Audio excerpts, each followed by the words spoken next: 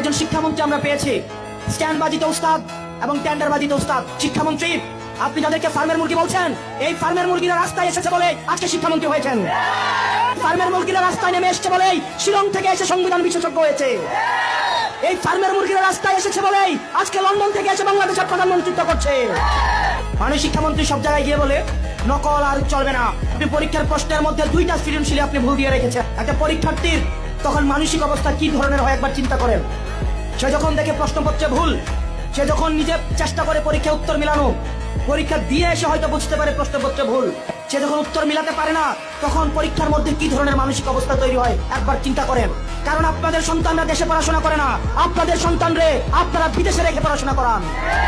পরের সন্তানদেরকে রাস্তায় রেখে রাজনীতি করাবেন, পরের সন্তানের ভবিষ্যৎকে নষ্ট করবেন, পরের সন্তানদেরকে নিয়ে এক্সপেরিমেন্ট করবেন। এই বাংলাদেশ নিয়ে এক্সপেরিমেন্ট আর আমরা আপনাদেরকে করতে দিব না।